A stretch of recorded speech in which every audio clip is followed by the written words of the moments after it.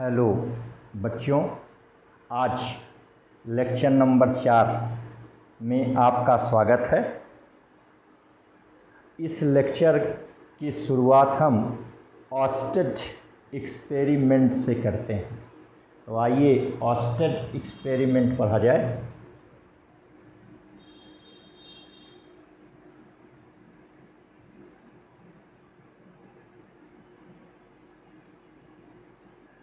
Oersted experiment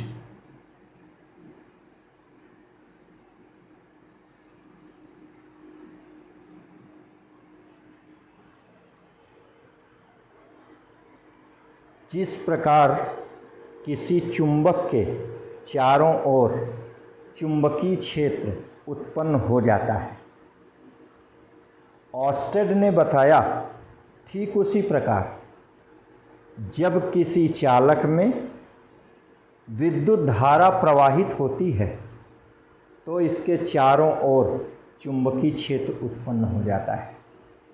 फिर से एक बार सुन लें। जिस प्रकार किसी चुंबक के चारों ओर चुंबकीय क्षेत्र उत्पन्न हो जाता है, ठीक उसी प्रकार ऑस्टेड ने बताया कि जब किसी चालक में विद्युत धारा प्रवाहित की जाती है तो इसके चारों ओर चुंबकीय क्षेत्र उत्पन्न हो जाता है। इस बात को उन्होंने सन 1820 ईस्वी में अपने प्रयोगों के आधार पर सिद्ध किया। तो आइए हम ऑस्टेड का प्रयोग देखते हैं। इसके लिए इन्होंने एक चालक AB को उत्तर दक्षिण दिशा में रखकर एक सेल से जोड़ दिया।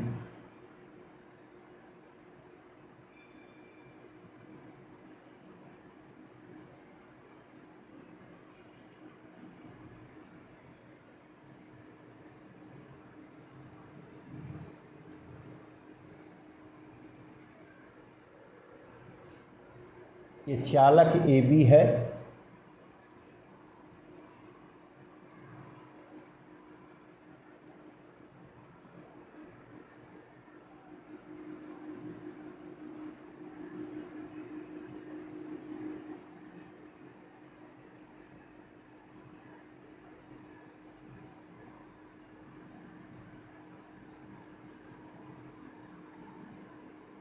ठीक, इसको इन्होंने एक सेल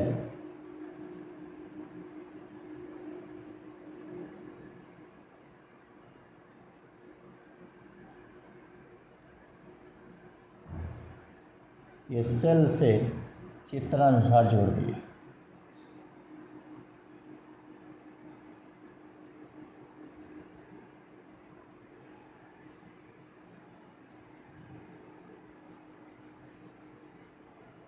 ये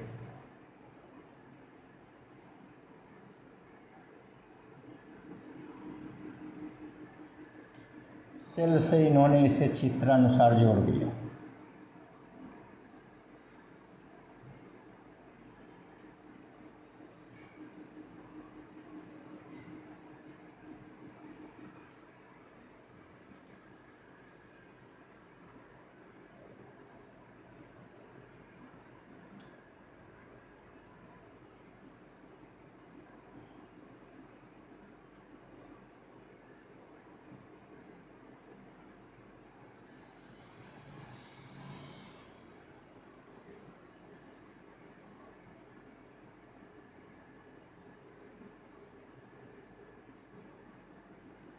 इस प्रकार चालक AB को एक सेल द्वारा उन्होंने चित्रानुसार जोड़ दिए।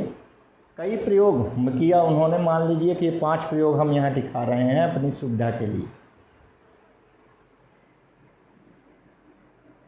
इसके समीप यह चुंबकीय सुई है, कंपास नीडल है।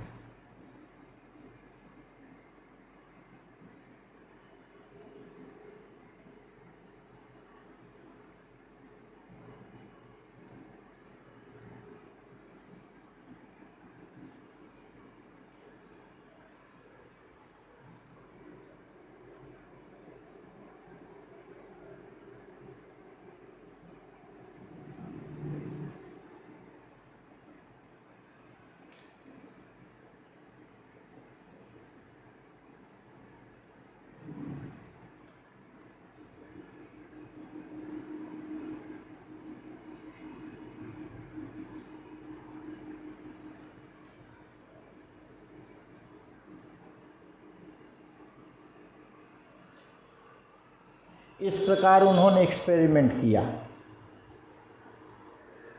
ऑस्टेड ने अपने प्रयोग के तहत एक धारावाही चालक AB को सेल से जोड़ दिया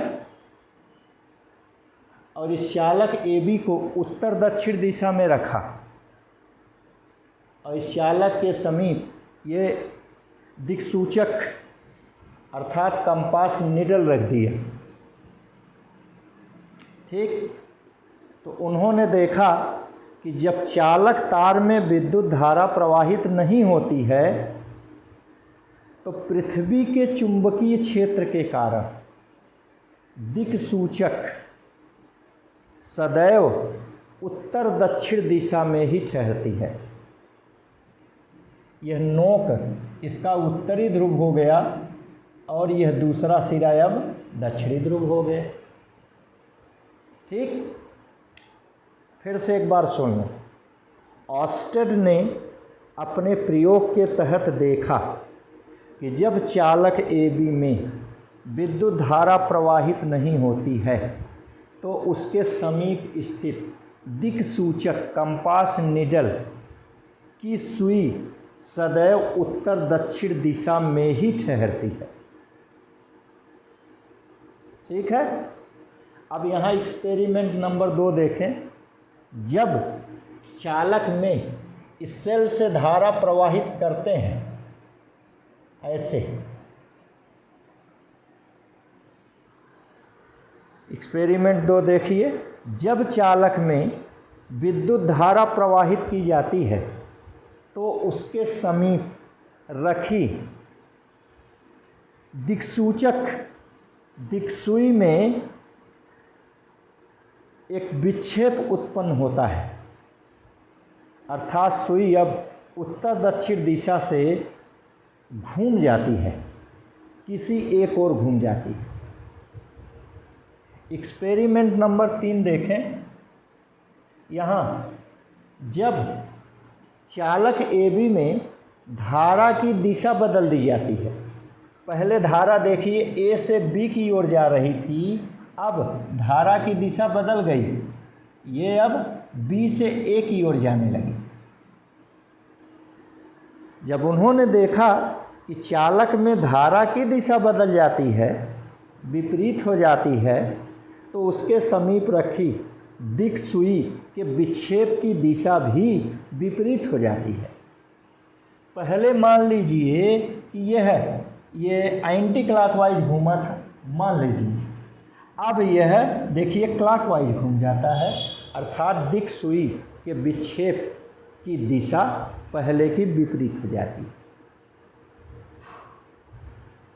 अगला देखिए एक्सपेरिमेंट नंबर 4।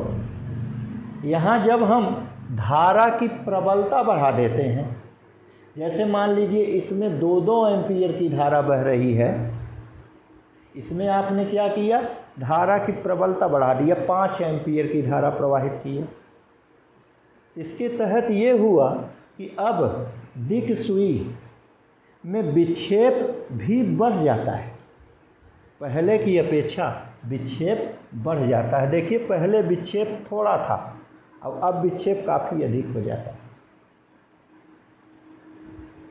अंत में ये 5वां एक्सपेरिमेंट देखिए। इस 5वें एक्सपेरिमेंट से ये सिद्ध हो रहा है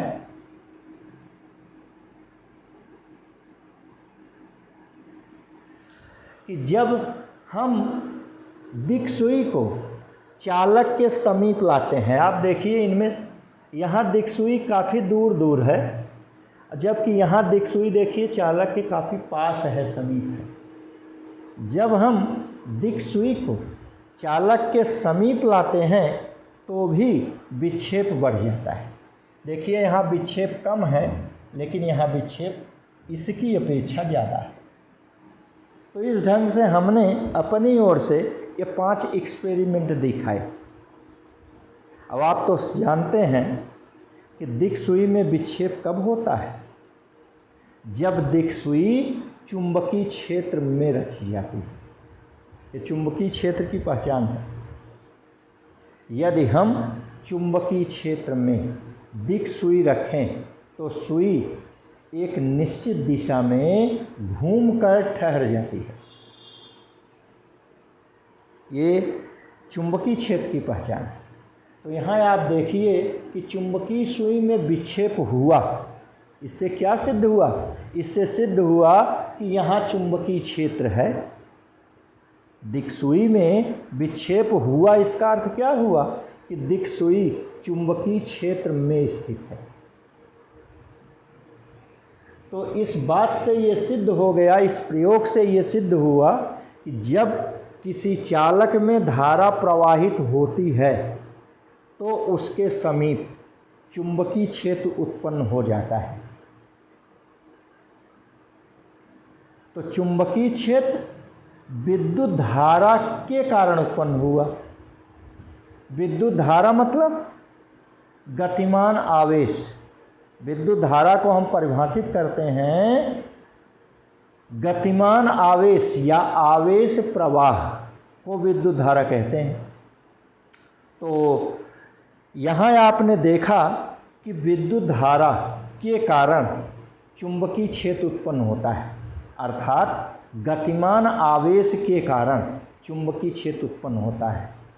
ठीक, means moving charge produce magnetic field. यह बात सिद्ध किया ऑर्स्टेड ने अपने प्रयोग के आधार पर। एक बार फिर से समझें ऑर्स्टेड का प्रयोग। जिस प्रकार किसी चुंबक के चारों ओर चुंबकीय क्षेत्र उत्पन्न हो जाता है, ऑर्स्टेड ने सन 1820 ईस्वी में बताया कि जब किसी चालक में विद्युत धारा प्रवाहित की जाती है तो उसके चारों ओर चुंबकीय क्षेत्र उत्पन्न हो जाता है। इस बात को उन्होंने अपने प्रयोगों के आधार पर सिद्ध किया। तो ऑर्स्टेड का प्रयोग हम इस ढंग से यहाँ अपनी सुविधा के लिए ले रहे हैं। हम यहाँ कुल 5 प्रयोग ले रहे हैं। आप देखिए, ऑर्स्टेड ने अपने प्रयोग में एक चालक तार AB लिया और उसको एक बैटरी सेल कुंजी से जोड़ दिया और उसके समीप एक दिक्सूई मैग्नेटिक नीडल रखा। उन्होंने देखा कि जब चालक में धारा प्रवाहित नहीं होती है तो समीप स्थित दिक्सूई में विक्षेप उत्पन्न नहीं होता है, अर्थात सुई उत्तर दक्षिण दिशा में ही ठहरी रहती है। क्लियर? एक्सपेरिमेंट 2 बता रहा है कि जब चालक AB में धारा प्रवाहित होती है तो उसके समीप स्थित दिक्सूई में विक्षेप उत्पन्न होता है, एक ओर को विक्षेप उत्पन्न हो जाता है। पहले देखिए, यह दिक्सूई ऐसे थी, जब इसमें AB में धारा प्रवाहित हुई तो यह ऐसे बजाय ये देखिए थोड़ा एंटी क्लॉकवाइज ऐसे घूम गई। एक्सपेरिमेंट 3 ये बता रहा है कि जब चालक में धारा की दिशा बदल दी जाती है, विपरीत कर दी जाती है, तो दिक्सूई में विक्षेप की दिशा भी पहले के विपरीत हो जाती है। पहले देखिए, मान लीजिए क्लॉकवाइज था, एंटी क्लॉकवाइज था, तो अब ये क्लॉकवाइज हो जाता है, दक्षिणावर्त हो जाता है। माने चालक में धारा की दिशा बदलने से दिक्सूई में विक्षेप की दिशा बदल जाती है, विपरीत हो जाती है। अगला प्रयोग ये बता रहा है कि जब चालक में धारा की प्रबलता बढ़ा देते हैं, चालक में धारा का मान बढ़ा देते हैं, मतलब मान लीजिए पहले 2 एम्पीयर की धारा प्रवाहित कर रहे थे, अब हम 5 एम्पीयर की धारा प्रवाहित कर रहे हैं। मकसद हमारा है कि जब चालक में धारा की प्रबलता बढ़ा देते हैं तो देखिए दिक्सूई में विक्षेप बढ़ जाता है। पहले विक्षेप थोड़ा था, छोटा था, अब विक्षेप बहुत ज़्यादा हो गया, बढ़ गया। तो यह एक्सपेरिमेंट बता रहा है कि जब चालक में धारा की प्रबलता बढ़ाई जाती है तो उसके समीप स्थित दिक्सूई मैग्नेटिक नीडल में विक्षेप बढ़ जाता है। क्लियर? आगे देखिए, अंत में अंतिम प्रयोग ये बता रहा है कि जब दिक् सुई को चालक के समीप ले जाते हैं, यहाँ देखिए दिक् सुई चालक से दूर है, देख रहे हैं ये दूर है। ये अंतिम प्रयोग में आपका यह दिक् सुई मैग्नेटिक नीडल ये चालक के समीप ले जाते हैं तो भी दिक् सुई में विक्षेप बढ़ जाता है। यहाँ देखिए विक्षेप बढ़ गया है।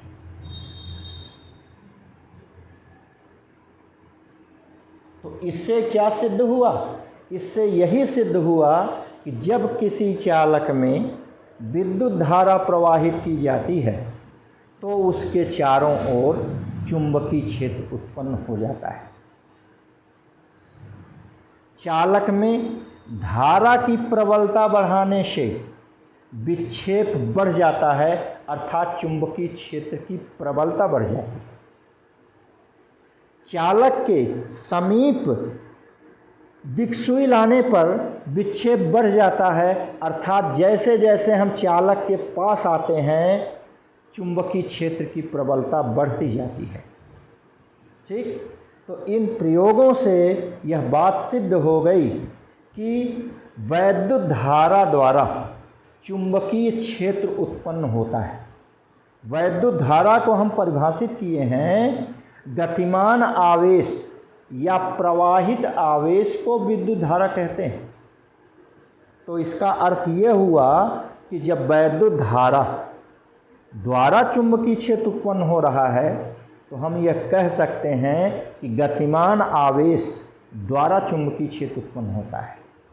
Moving charge produce magnetic field. यह बात ऑस्टेड ने सिद्ध किया कि गतिमान आवेश चुंबकीय क्षेत्र उत्पन्न करते हैं।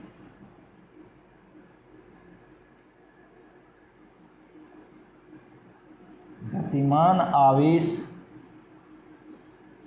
चुंबकीय क्षेत्र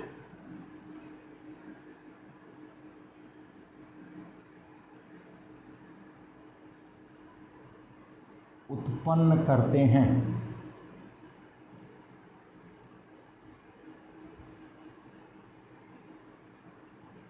moving charge produce magnetic field.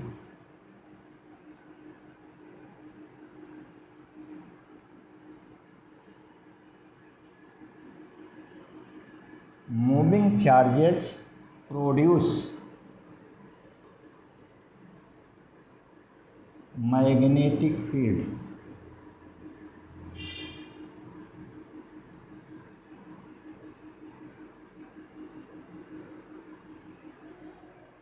ये ऑस्टेड के अनुसार उन्होंने अपने प्रयोगों के अनुसार सिद्ध करके बताया। ठीक? तो आइए अब हम पढ़ते हैं बायो-सेवर्ट लॉ। धारावाही चालक के कारण चुंबकीय क्षेत्र, बायो-सेवर्ट लॉ।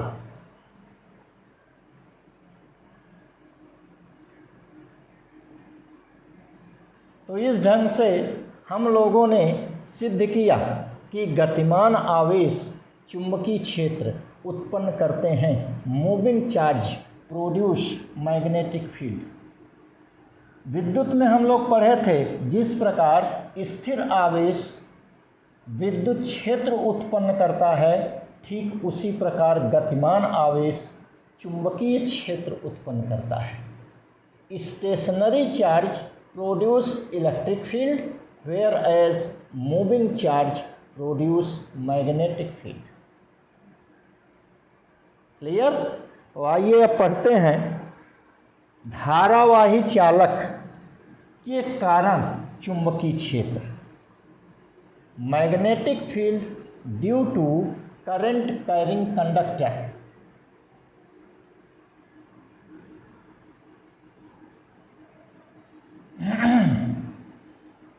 सन 1820 ईस्वी में बायो तथा सेवर्ट नामक वैज्ञानिक ने धारावाही चालक के कारण चुंबकीय क्षेत्र के लिए एक नियम प्रतिपादित किया, जिसे हम बायो-सेवर्ट का नियम कहते हैं।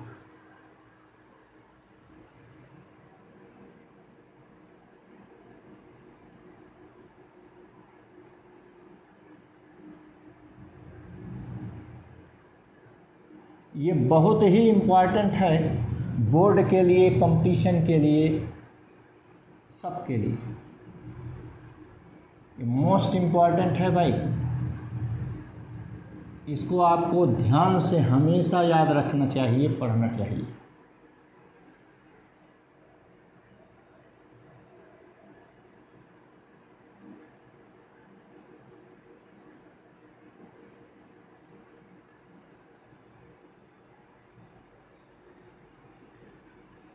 बायो-सेवर्ट लॉ, धारावाही चालक के कारण चुंबकीय क्षेत्र।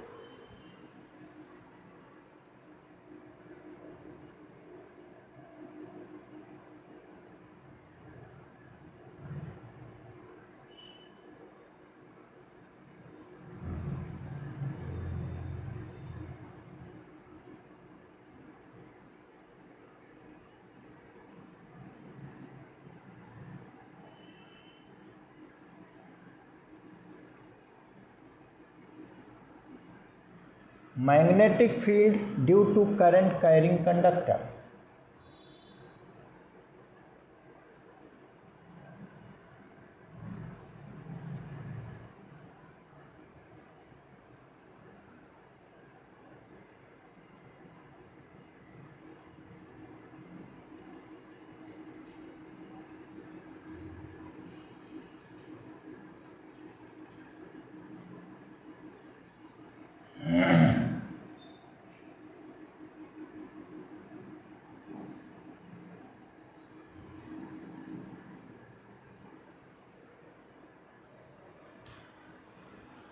बायो तथा सेवर्ट ने 1820 ईस्वी में चालक के खंड अवयव के कारण किसी बिंदु पर चुंबकीय क्षेत्र के बारे में बताया। ये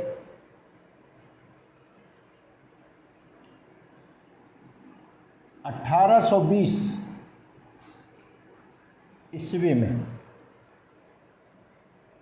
बायो तथा सेवर्ट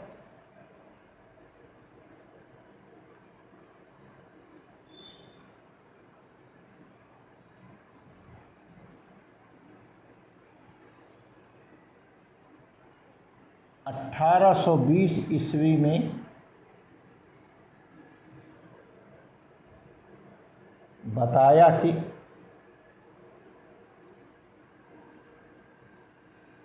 चालक के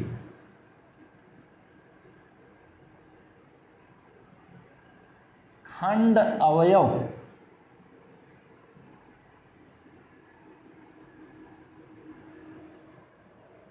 DL द्वारा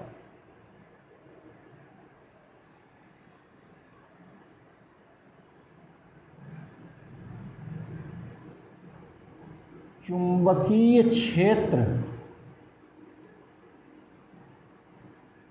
में किसी बिंदु पर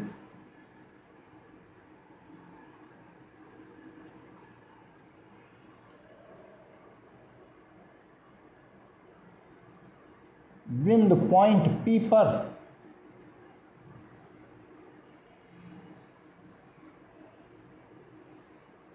चुंबकीय क्षेत्र का मान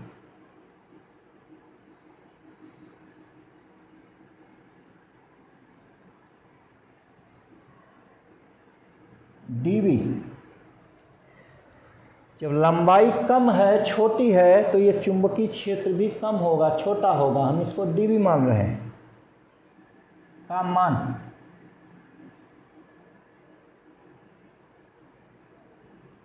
निम्नलिखित कारकों पर निर्भर करता है।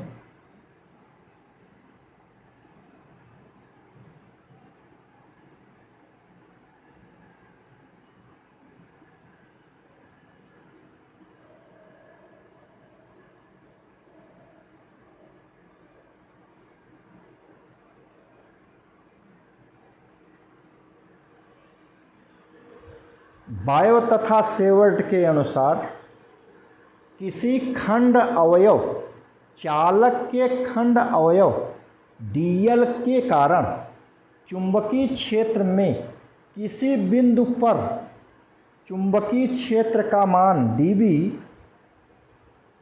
निम्नलिखित कारकों पर निर्भर करता है।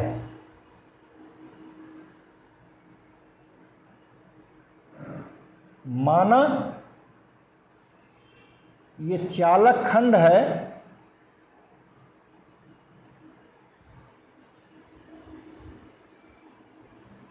माना ये चालक AB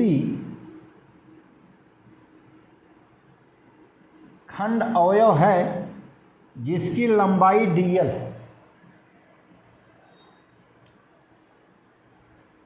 जिसकी लंबाई dl है, इसमें I विद्युत धारा बह रही है।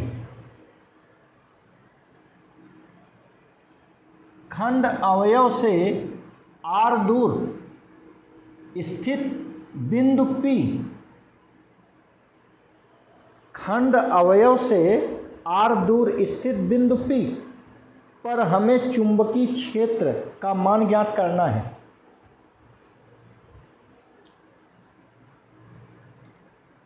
तो बायो तथा सेवर्ट के नियमानुसार नंबर 1, ये चुंबकीय क्षेत्र B चालक में प्रवाहित धारा के अनुक्रमानुपाती होती है। बायो तथा सेवर्ट ने बताया कि खंड अवयव के कारण चुंबकीय क्षेत्र उस खंड अवयव में बहने वाली धारा के अनुक्रमानुपाती होता है। अतः dB प्रोपोर्शनल I। इसी प्रकार यह चुंबकीय क्षेत्र dB खंड अवयव की लंबाई dl के अनुक्रमानुपाती होता है। यह चुंबकीय क्षेत्र dB खंड अवयव की लंबाई dl के भी अनुक्रमानुपाती होता है। तीसरा, यह चुंबकीय क्षेत्र dB खंड अवयव व बिंदु को खंड अवयव से मिलाने वाली रेखा AP के बीच के कोण के साइन के अनुक्रमानुपाती होता है।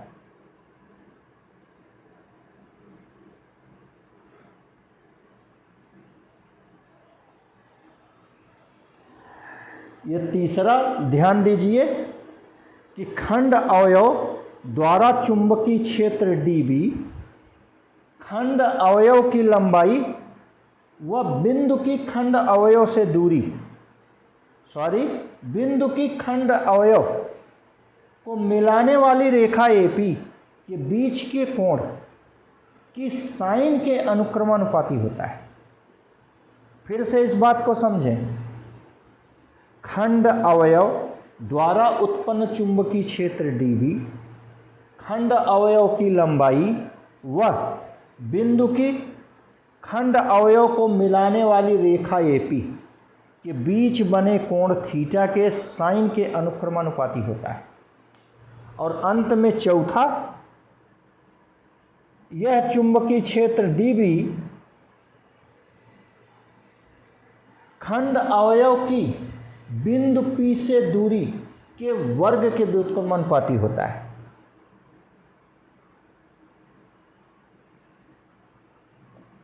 फिर से सुन लें, यह चुंबकीय क्षेत्र dB खंड अवयव की बिंदु P से दूरी के वर्ग के व्युत्क्रमानुपाती होता है, मतलब dB प्रोपोर्शनल 1/r²। इन सभी नियमों को संयुक्त करने पर, सभी नियमों को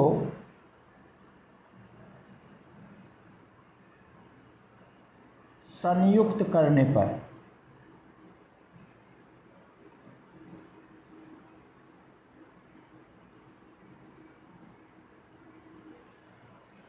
आप संयुक्त करना देखिए, कंबाइन देखिए।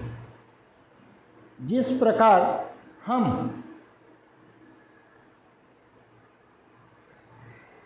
एक पन्ना के ऊपर दूसरा पन्ना, अपनी नोटबुक लीजिए, उसके 2-4 पन्ने निकालिए, एक पन्ना के ऊपर दूसरा, दूसरे के ऊपर तीसरा, तीसरे के ऊपर चौथा, सब पन्ना रख करके ऊपर से झांक कर देखिए तो आपको केवल एक ही पन्ना दिखाई देगा, वही ऊपर वाला पन्ना दिखाई देगा।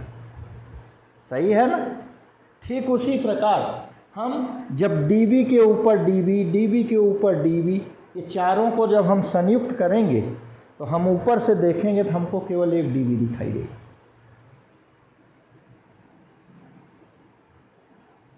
ठीक उसी प्रकार ये प्रपोर्शनल चिन्ह है, प्रपोर्शनल साइन।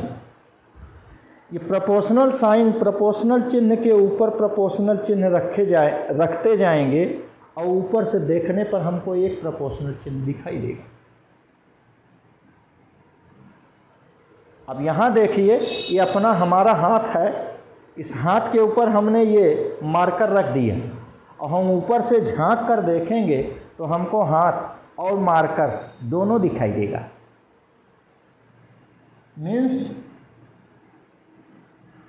हमको आई दिखाई देगा, ये डीएल दिखाई देगा, ये साइन थीटा दिखाई देगा और ये बटे आर स्क्वायर दिखाई देगा। माने हमें सब कुछ दिखाई देगा। तो भैया इस विधि को हम कहते हैं संयुक्त करना, कंबाइन करना, मिलाना। तो सभी नियमों को मिलाने पर हमें ये मिला। इसी को हम बायो-सेवर्ट का नियम कहते हैं, DB proportional to I D L sine theta over R square. इसको हम समीकरण 5 कह रहे हैं। आप मान लीजिए कि अपना यह चालक वायु अथवा निर्वात में स्थित है। यदि चालक वायु अथवा निर्वात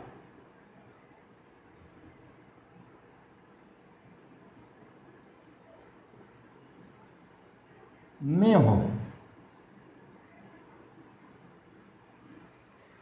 तो यदि वायु या निर्वात में हो तो आपका ये प्रोपोर्शनलिटी चिन्ह जो है इसकी जगह हम बराबर लिखेंगे और एक कांस्टेंट लिखेंगे। ये dB प्रोपोर्शनल टू, और यहाँ जो कांस्टेंट प्रयोग में लाते हैं इसको हम μ0/4 पाई लेते हैं। आई डी एल साइन थीटा बटे आर स्क्वायर।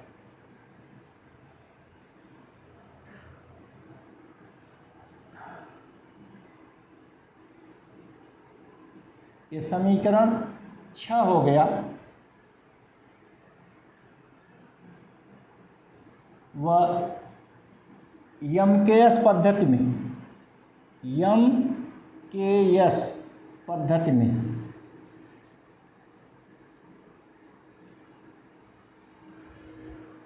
इसको 20 से हम मिटा दे रहे हैं, ये 20 से हट गया। यम-के-एस पद्धति में dV equal not proportional equal μ0/4 pi I D L sine theta over R square. आपको बात बताएं ये प्रोपोर्शनल चिन्ह के बारे में। हम लोग हाई स्कूल स्तर पर एक अंग्रेजी की किताब में पाठ पढ़े थे, द गोल्डन बाउल। वहाँ एक विक्रेता रहता है, बहुत ही ईमानदार है, उसका नाम शेरीवान है। शेरीवान जब एक बुढ़िया दादी को अपना बर्तन बेचता है, देता है, तो बुढ़िया के पुराने सोने के कटोरे के बदले वो अपना पूरा का पूरा बर्तन दे देता है, जितना उसके पास पैसा रहता है उसको दे देता है, केवल अपनी तराजू बाट और एकाध 2 रुपया जो कि उसे एक नदी पार करनी होती है, हमें जहाँ तक ध्यान आ रहा है टेलवस्त्रा उस नदी का नाम था, उसे पार करने के लिए 1-2 रुपया ले लेता है और वह सोने का कटोरा लेकर चल देता है। तो भैया ये सोने का कटोरा है बुढ़िया दादी का, उसकी जगह पर शेरीवान ने ये बराबर मतलब अपना पूरा बर्तन दे दिया और ये अपना पूरा का पूरा पैसा दे दिया, रुपया दे दिया, μ0/4 पाई दे दिया। तो इस प्रकार बंधु प्रपोर्शनल की जगह यह बराबर और एक नियतांक रखा जाता है, ये आप जानते हैं। यहाँ इस नियतांक को हम प्रोपोर्शनलिटी कांस्टेंट कहते हैं, अनुक्रमानुपाती नियतांक कहते हैं। इसका नाम जहाँ μ0 बराबर 4 पाई गुणे 10⁻7 न्यूटन बटे एम्पियर स्क्वायर अथवा वेबर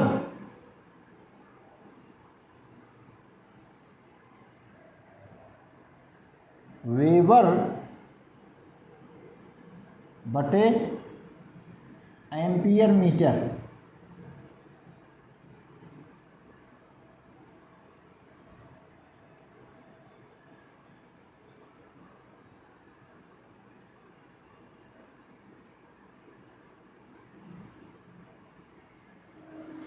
μ0 निर्वात अथवा वायु, निर्वात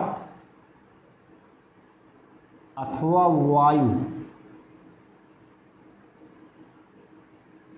की चुंबकशीलता है।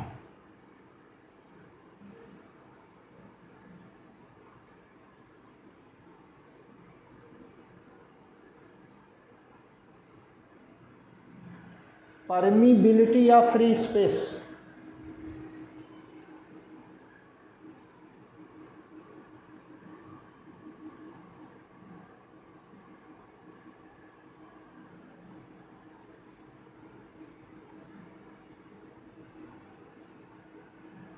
परमीबिलिटी ऑफ फ्री स्पेस, निर्वात अथवा वायु की चुंबकशीलता कहते हैं।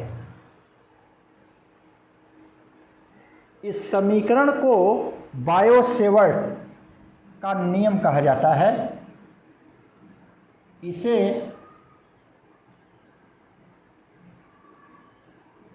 बायो-सेवर्ट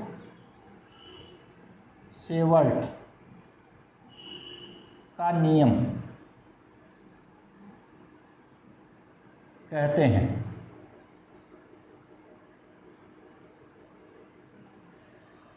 μ0/4 पाई IDL sin θ/r²। ठीक, तो यह है μ0 निर्वात अथवा वायु की चुंबकशीलता। इसका मान यमकेयस पद्धति में 4 पाई × 10⁻⁻7 न्यूटन पर एम्पियर स्क्वायर अथवा वेबर पर एम्पियर मीटर होता है।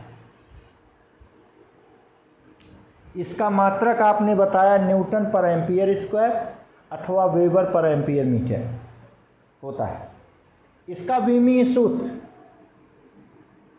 बीमा mL(T⁻⁻2 A⁻⁻2 होती है। आप इसी से निकाल सकते हैं बल की बीमा mL(T⁻⁻2 और बटे विद्युत धारा की बीमा A स्क्वायर हो गई। यहाँ A⁻2 है तो A स्क्वायर, तो जब A स्क्वायर को ऊपर ले गए तो A⁻⁻2 हो गई। तो ये बीमी सूत्र आया mL(T⁻⁻2 A⁻⁻2। तो हम विद्युत में इलेक्ट्रोस्टैटिक में एप्सिलॉन 0 पढ़े थे, निर्वात अथवा वायु की विद्युतशीलता। आज हम यहाँ मैग्नेटिज्म में μ0 पढ़ रहे हैं, निर्वात अथवा वायु की चुंबकशीलता। तो आखिर इन दोनों में संबंध क्या है, आइए उसको पढ़ लेते हैं।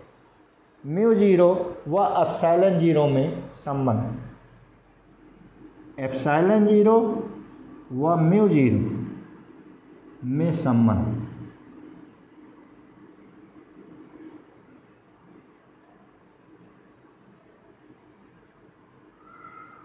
Relation between epsilon 0 and μ0।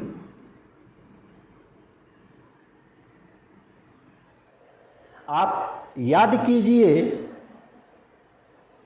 अभी अभी आपने बताया चूंकि μ0 अपान 4 पाई इक्वल 10⁻⁻⁷, इसको हम समीकरण 1 कह ले रहे हैं। यहाँ से देखिए μ0 इक्वल 4 पाई इंटू 10⁻⁻⁷, ये 4 पाई का गुणा है, पक्षांतर करिए, भाग हो गया, तो μ0 अपान 4 पाई इक्वल 10⁻⁻⁷। व विद्युत में हम लोग पढ़े हैं 1/4 पाई एप्सिलॉन 0 इक्वल 9 इंटू 10⁻⁹। यहाँ के अनुसार अगर इसको 6 कह रहे हैं, इसको 7 कह दें और इसको 8 कह दें। ठीक, अब आप समीकरण 7 में 8 से भाग दे दीजिए। समीकरण 7 में समीकरण 8 से भाग देने पर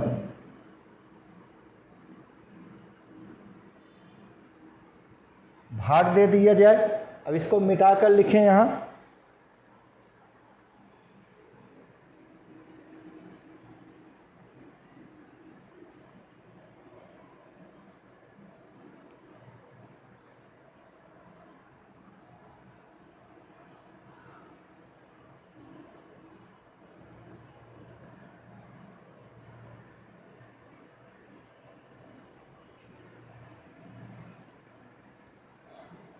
ये बायो-सेवर्ट का नियम बोर्ड के लिए, कंपटीशन के लिए, सब के लिए बड़ा महत्वपूर्ण है।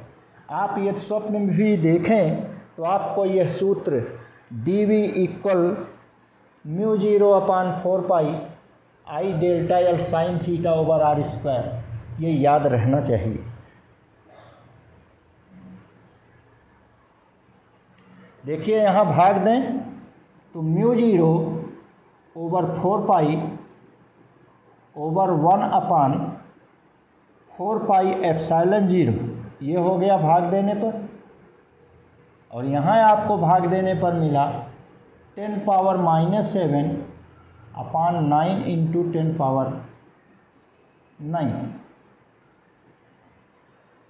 अथवा ऊपर वाली भिन्न तो ऐसे हो गई और नीचे वाली भिन्न, देखिए ऊपर वाली भिन्न वैसे μ0 अपान 4 पाई, ये भाग को गुणा में बदलेंगे, ये दूसरी भिन्न उलट जाएगी, 4 पाई एप्सिलॉन 0 अपान 1। ये देखिए 1/9 इंटू 10⁻⁹ इंटू 10⁻, ये -7 था, नीचे आ गया +7। यहाँ देखिए 4 पाई नीचे और ऊपर से कट गया, तो आपको मिला अथवा μ0 एप्सिलॉन 0 इक्वल 1/9 इंटू 10⁻9 और 7 16। यदि आधार समान हो तो गुणा में घातें जुड़ जाती हैं। ये हो गया 10⁻16 अथवा μ0 ε0 इक्वल 1/, इसको लिख सकते हैं, यहीं पर लिख दे रहे हैं, 1/3 × 10⁻8 का होल स्क्वायर। 3 का स्क्वायर हो गया 9, 10⁻8 का हो गया 10⁻16, ऐसे लिखिए। आप याद कीजिए, निर्वात अथवा वायु में प्रकाश की चाल 3 × 10⁸ मीटर प्रति सेकंड होती है, जिसे हम स्मॉल c से निरूपित करते हैं। तो यह है आपका हो गया स्मॉल c, आगे स्क्वायर। तो यह μ0 और ε0 में संबंध आया, इसको हम समीकरण 9 कह रहे हैं। ये बहुत ही इम्पॉर्टेंट सूत्र है। μ0 ε0 इक्वल 1/c², जहाँ c निर्वात अथवा वायु में प्रकाश की चाल है 3 × 10⁸ मीटर प्रति सेकंड, जहाँ c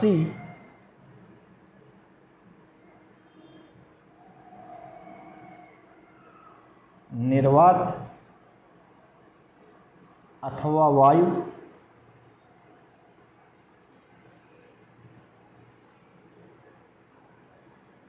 में प्रकाश की चाल है।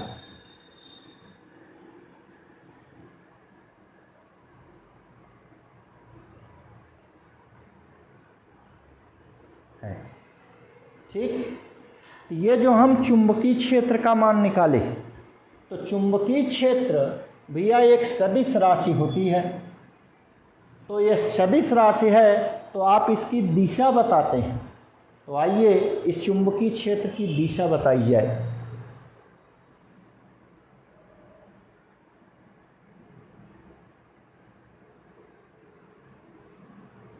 चुंबकीय क्षेत्र के तीव्रता की दिशा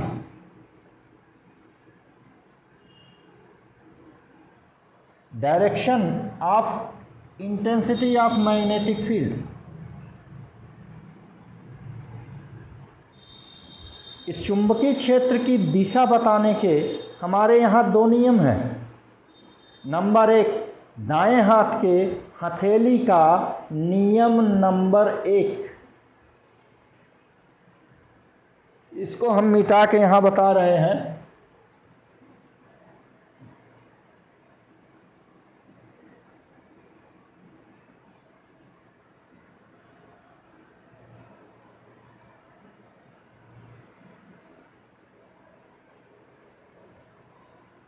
राइट हैंड पाम रूल, दाएं हाथ के हथेली का नियम number 1, right hand palm rule.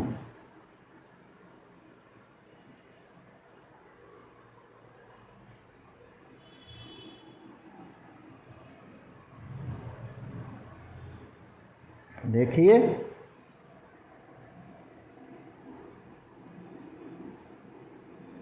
पहला नियम है दाएं हाथ के हथेली का नियम नंबर 1, दाएं हाथ के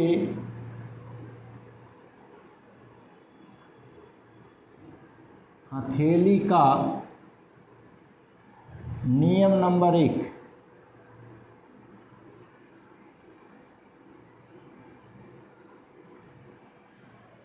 राइट हैंड पाम रूल।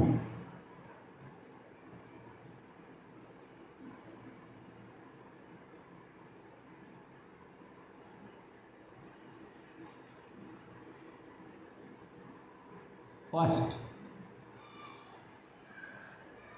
यदि हम अपने दाएं हाथ का पंजा इस प्रकार फैलाएं कि फैली हुई अंगुलियां उस बिंदु की ओर संकेत करें जहां चुंबकीय क्षेत्र की दिशा ज्ञात करनी है, अंगूठा चालक में धारा की दिशा निरूपित करे, तो हथेली के लंबवत धक्का देने की दिशा में चुंबकीय क्षेत्र की दिशा होती है। फिर से सुन लें, यदि हम अपने दाएं हाथ का पंजा इस प्रकार फैलाएं कि फैली हुई अंगुलियां उस बिंदु की ओर संकेत करें जहां क्षेत्र की दिशा ज्ञात करनी है, और अंगूठा चालक में धारा की दिशा निरूपित करे, तो हथेली के लंबवत धक्का देने की दिशा में चुंबकीय क्षेत्र की दिशा होती है। यदि हम अपने दाएं हाथ का पंजा इस प्रकार फैलाएं कि फैली हुई अंगुलियां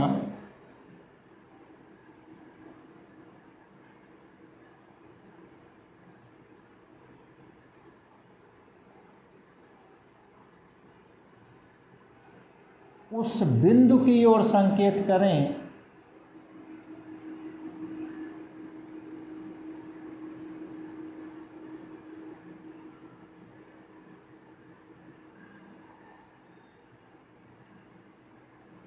जहां क्षेत्र की दिशा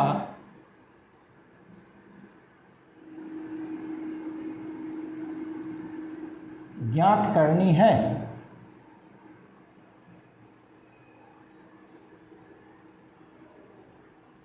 तथा अंगूठा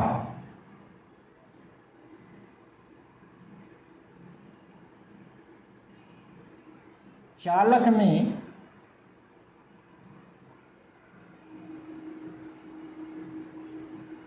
धारा की दिशा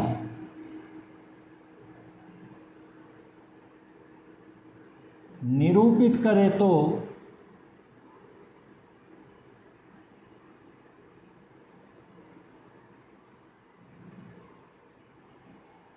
हथेली के लंबवत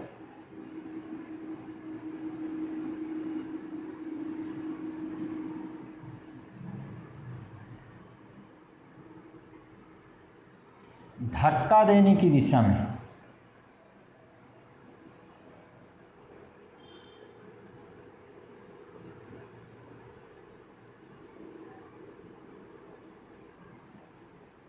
धक्का देने की दिशा ही चुंबकीय क्षेत्र की दिशा होती है।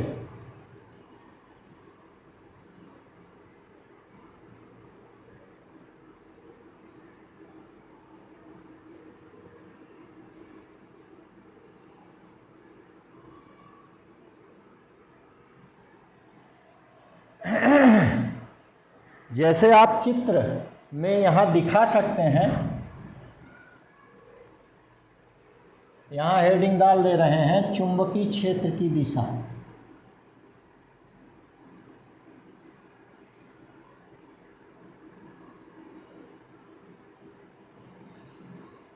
चुंबकीय क्षेत्र की दिशा, डायरेक्शन ऑफ मैग्नेटिक फील्ड। इसको हम मिटा रहे हैं, यहाँ आपको दिखाएंगे।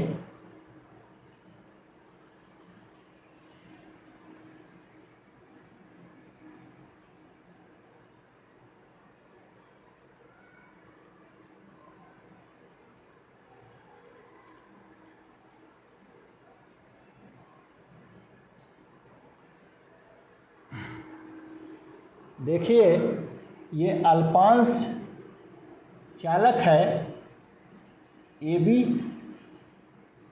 इसकी लंबाई DL, इससे R दूरी पर मान लीजिए कि यहाँ पॉइंट है P, यही इस P पर हमको दिशा चाहिए। तो आप देखिए, यही लगाइए अपना दाएं हाथ के हथेली का नियम नंबर 1, ये है करंट I। तो नियम लगाइए, यदि हम अपने दाएं हाथ का पंजा इस प्रकार फैलाएं कि फैली हुई अंगुलियां बिंदु P की ओर। देखिए अंगूठा चालक में धारा की दिशा बताए, तो हथेली के लंबवत धक्का किधर दे रहे हैं? देखिए ब्लैक बोर्ड ना, ये व्हाइट बोर्ड के लंबवत नीचे की ओर, पीछे की ओर। यहाँ P की दिशा के चुंबकीय क्षेत्र की दिशा P पर किधर होगी? व्हाइट बोर्ड के लंबवत नीचे की ओर। बोर्ड के लंबवत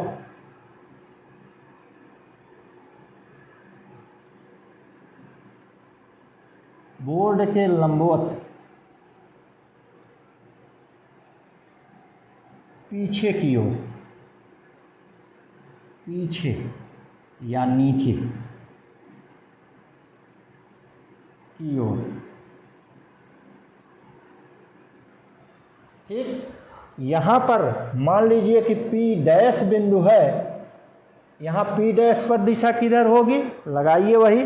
यदि हम अपने दाएं हाथ का पंजा इस प्रकार फैलाएं कि फैली हुई अंगुलियां बिंदु P डैश की ओर संकेत करें, अंगूठा चालक में धारा की दिशा ऊपर आई की दिशा, तो हथेली के लंबवत धक्का किधर देंगे?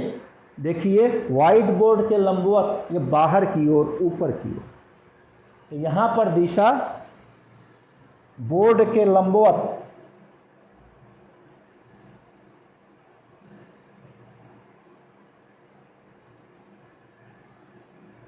बाहर, इसको हम कह रहे हैं ऊपर की ओर।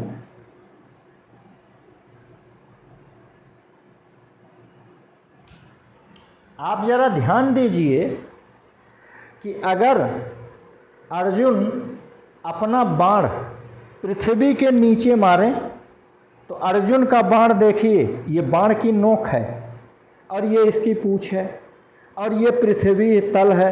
जब ये पूरा धंस जाएगा तो आपको क्या दिखाई देगा? ये बाण की पूंछ दिखाई देगी।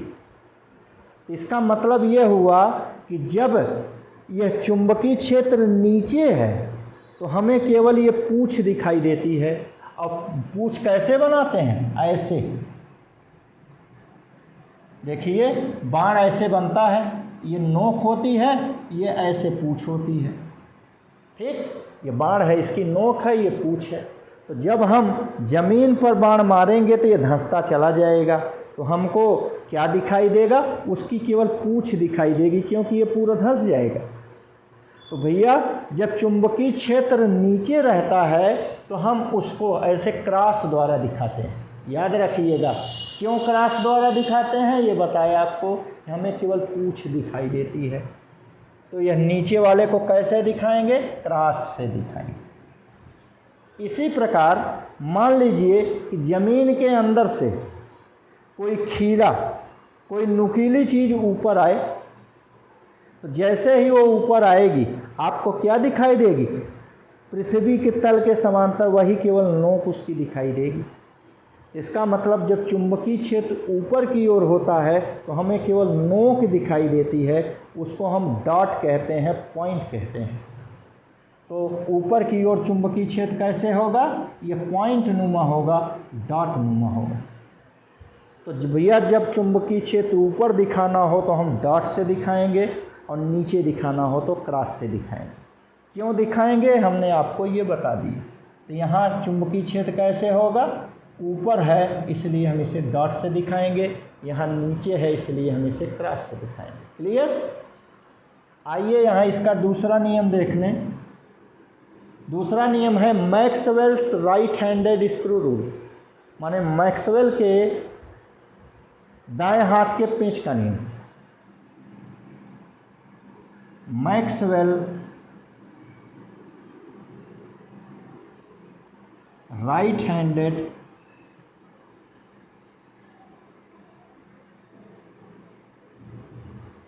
Screw rule.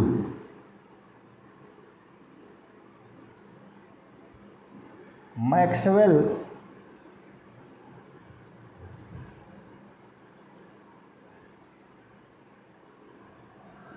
के दाएं हाथ के पेंच का नियम।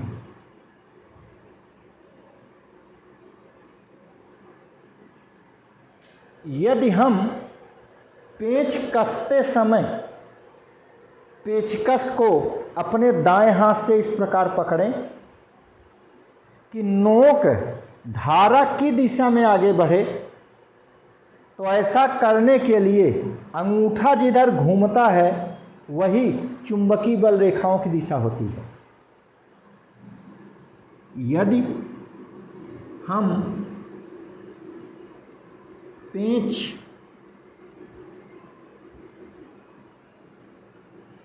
कसते समय अपने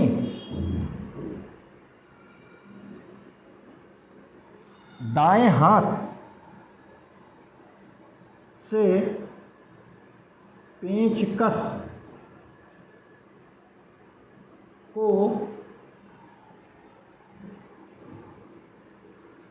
इस प्रकार पकड़कर घुमाएं कि नोक धारा की दिशा में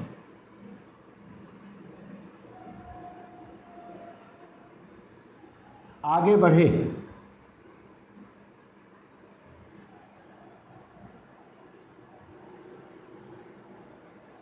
तो अंगूठा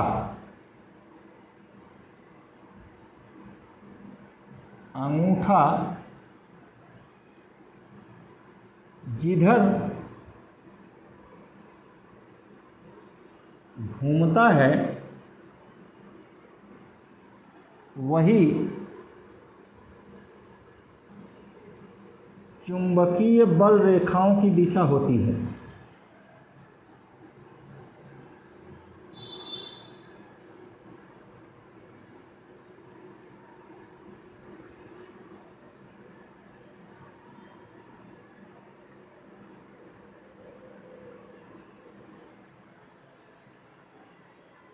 जैसे यहाँ आप देखिए, ये खंड लंबाई का चालक है, इसको हमने अपने दाएं हाथ से इस प्रकार पकड़ा। अब हम इसको पकड़कर घुमा रहे हैं तो इसकी नोक, मान लीजिए कि यहाँ पेचकस है, ऊपर ये छत है, यहाँ पेचकस है, हम इसको ऐसे पकड़कर ऐसे घुमा रहे हैं ताकि ये नोक आगे बढ़े। तो आप देखिए घुमाते समय अंगूठा किधर घूम रहा है, ये देखिए ये अंगूठा है, ये ऐसे ऊपर घूम रहा है, देख रहे हैं, अंगूठा ऐसे घूमेगा ऐसे। तो अंगूठा यहाँ पी डैश पर ऊपर घूमा, इसलिए यहाँ पी डैश पर क्षेत्र ऊपर की ओर है। और यहाँ देखिए पी पर, बिंदु पी पर अंगूठा ऐसे घूमा, नीचे जा रहा है बोर्ड के, तो यहाँ पी पर बिंदु पर चुंबकीय क्षेत्र नीचे की ओर। क्लियर? फिर से समझ लें, यह चालक को हम अपने दाएं हाथ से पकड़कर इस प्रकार घुमाएं, ये पेंचकस को दाएं हाथ से पकड़कर इस प्रकार घुमाएं, इसकी नोक धारा की दिशा में आगे बढ़े। पेंचकस को हम ऐसे कस रहे हैं। तो यहाँ देखिए अंगूठा जिधर घूमता है, तो यहाँ पी डैश पर अंगूठा ऊपर जा रहा है, देखिए, तो यहाँ पी डैश पर क्षेत्र ऊपर की ओर है। और यहाँ देखिए अंगूठा ये नीचे जा रहा है, इसलिए पी पर क्षेत्र नीचे की ओर है। ठीक, तो बस आज इतना ही, लंबा हो गया। थैंक्स।